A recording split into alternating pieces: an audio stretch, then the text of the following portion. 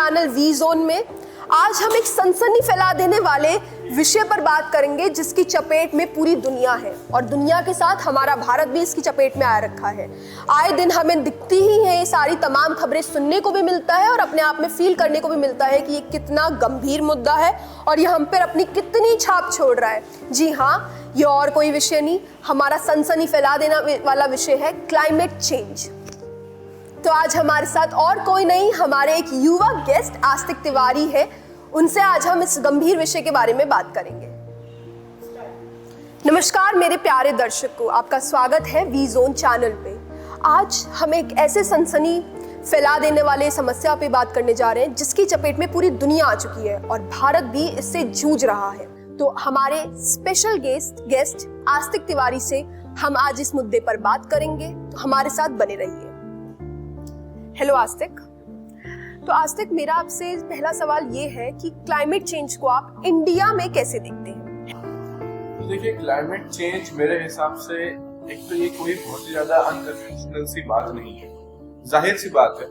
पर यहाँ पे सवाल इस बात पे उठते हैं कि क्लाइमेट चेंज को सरकार और जनता किस मुद्दे में कैसे उसको लेती है। जैसे आप समझिए कि क्लाइमेट चेंज होना तो आम सी बात है, लेकिन किस हद तक, इसकी हद कौन डिसाइड करेगा कि उस हद तक ना हो जाए कि फिर वो नुकसानदेह हो जाए। जैसे कि ये आप, क्योंकि हम भारत में बैठे हैं तो भारत की बात ज्यादा अच्छे से समझते हैं, लेकिन ये दिक्कत पूरे विश्व में है कि क्लाइमेट चेंज की वजह से लाखों की जान जा रही है और खाली इंसान भी, जानवर भी बहुत इससे जूझ रहे हैं। तो मेरे हिसाब से क्लाइमेट चेंज जो हो रहा है ठीक है, लेकिन उसको रोकना कैसे, इस बारे में चर्चा कम हो रही है, जो कि ज्यादा होनी चाहिए।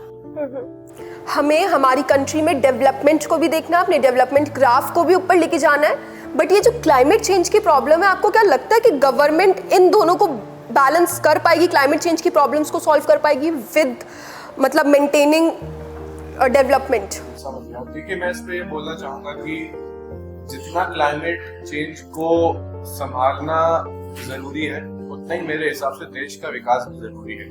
मगर यहाँ पे मैं सरकार से अपील करना चाहूंगा कि विकास किस हद तक कर रहे हैं जिसकी वजह से आपको पेड़ पौधे उजाड़ने की जरूरत ना पड़े, नदियों को नालों में तब्दील करने की जरूरत ना पड़े। अभी पिछले कुछ महीनों में हमने बहुत सी जगहों पे देखा कि इमारतें बनाने के चक्कर में, संग्रहालय बनाने के चक्कर में बहुत से पेड़ पौधे उजाड़े गए। एक बार तो मैंने, चलिए ये भी बोल दूं कि ठीक है आपने उखाड़ लिए, उसके बदले में आपने नए लगाए कितने?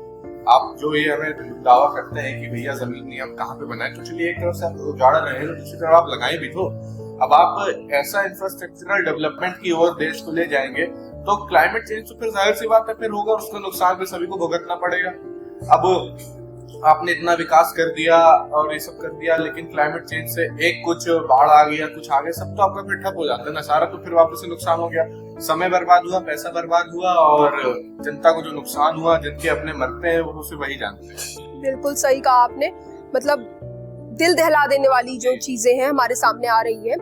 मेरा सवाल आपसे एक और है कि हमारी भारत की संस्कृति में मतलब हमें हर चीज के उपाय मिल जाते हैं। आजकल हम बहुत ज्यादा वेस्टर्न की तरफ भागते हैं कि वेस्टर्न में ये सॉल्यूशन आया तो हम भी अपनी कंट्री में ये सॉल्यूशन पे एक्सपेरिमेंट करके देखते हैं। क्या आपको लगता है हमारी गवर्नमेंट को हमारी पुरानी संस्कृति के सॉल्यूशंस को एक बार फिर अपना के देखना चाहिए क्लाइमेट चेंज के लिए? जी बिल्कुल, मुझे ऐसा लगता है पुरानी संस्कृति, मैं तो कहूंगा वो पुरानी कभी होगी नहीं, क्योंकि जो शुरुआत से हमने सीखे, हम लोग सब चले आए हैं, वही आखिर में हमारे काम आएगा। अब देखिए, इसका ये मतलब कि इसमें एक दूसरा पहलू भी है कि आधुनिकता की तरफ जाने में कोई हर्ज नहीं है जी। अब लेकिन हम लोग क्या कर रहे हैं, आधुनिकता को अपनाने के लिए हम लोग वेस्टर्न कल्चर अपना रहे हैं। ये कोई मॉडर्नाइजेशन मैं ऐसे नहीं कहूंगा, तो एक तरह से कॉपी पेस्ट मैकेनिज्म है कि आप उनका कल्चर अपनी कंट्री में ला रहे हो। आप अपनी कल्चर को ग्रो करो ना, आप जितने भी मॉडर्नाइजेशन करना है आप अपनी कंट्री में खुद से करो। आप उनका कल्चर इधर ले आओ, कह दो ये तो मॉडर्न होगा, ये मॉडर्न नहीं हुआ, ये बस एक नया है और जरूरी नहीं हर नई चीज आधुनिक हो। और रही बात आपकी संस्कृति की, तो बिल्कुल जो पुराना जो नुस्खे बताए गए हमने सीखे हैं, उनसे बढ़ के आज के ये आर्टिफिशियल नुस्खे मुझे नहीं लगता उनके आगे कुछ भी है। जो अहमियत वो रखते थे पुरानी संस्कृति, तो जाहिर सी बात है इसका तो उसमें कोई दो राय नहीं कि पुरानी संस्कृति को अपनाना चाहिए, हमें दोबारा से ध्यान देना चाहिए, काफी बेटर रिजल्ट हमें मिल सकता है। बिल्कुल सही कहा आस्तिक आपने। और अभी आप बात कर रहे थे तो मेरे दिमाग में एक और सवाल आया कि हीट स्ट्रोक्स आजकल जो है हमें बहुत देखने में मिल रहा है, और युवाओं का जो स्ट्रेस लेवल है उससे भी बताया जा रहा है कि हीट स्ट्रोक एकदम से पड़ रहा है, आप डिहाइड्रेशन आपको हो रहा है बीच में। इन तमाम चीजों में समझ नहीं आता कि कहाँ किस प्रॉब्लम को हम पहले कैप्चर करें और क्लाइमेट चेंज के लिए कि हाँ यही रीजन है। तो हीट स्ट्रोक पे आपका क्या कहना है, युवाओं को आप क्या मैसेज देना चाहते हैं? देखिए, इसमें मैं मैसेज युवाओं को भी देना चाहूंगा और मैं थोड़ा सा युवाओं से सरकार से भी अपील करना चाहूंगा। युवाओं से मैं ये कहना चाहूंगा कि जैसे अब आज के युवा में, अब आपको ये बात आप माने ना माने, आपको बुरी लगे, पर ये सच्चाई है कि आज के युवाओं में, मुझ में और आप में वो बात नहीं है, वो एबिलिटी नहीं है जो कि 100-50 साल पहले के लोगों में थी। उनका खान पान, रहन सहन, लाइफस्टाइल।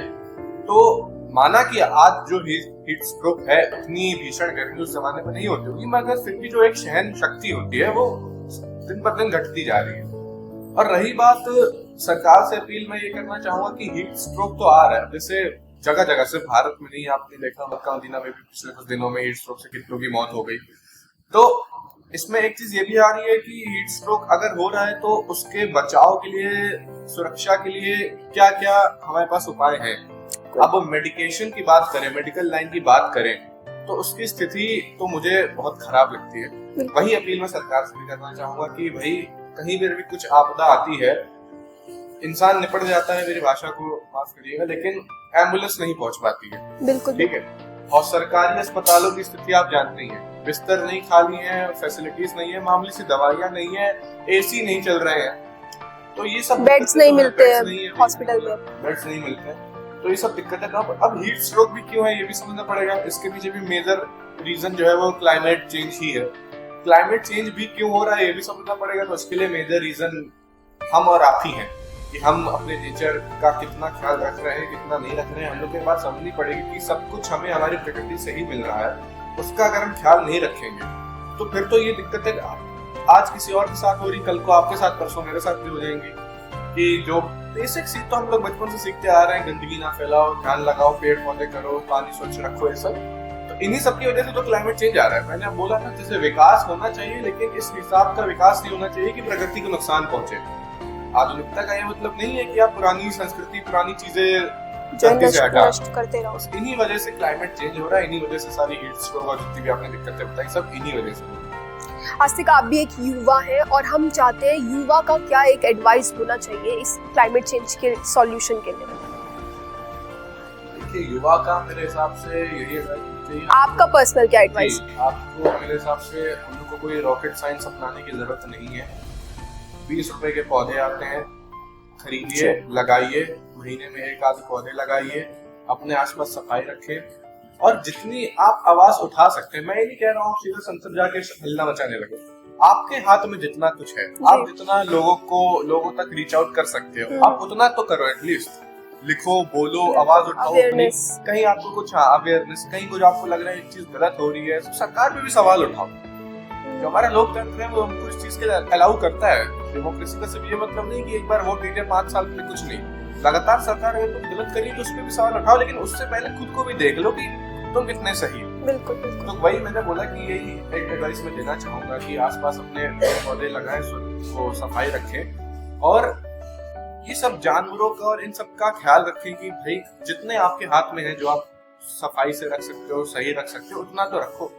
और एक्वाटिक एनिमल्स पे भी हमें बहुत ज्यादा देखने को मिल रहा है, मछलियां मरती जा रही हैं। बिल्कुल, नदियों में लोग कुछ भी फेंक देते हैं, कूड़ा उड़ा फेंक देते हैं। भाई आप नहीं है। फैक्ट्रीज की भी कोई सुविधा नहीं है, फैक्ट्रीज अपना सारा का सारा जो सारा कचरा, गंगा कैसी काली हो गई, कैसी काली। जितना आपके हाथ में उतना आप करिए।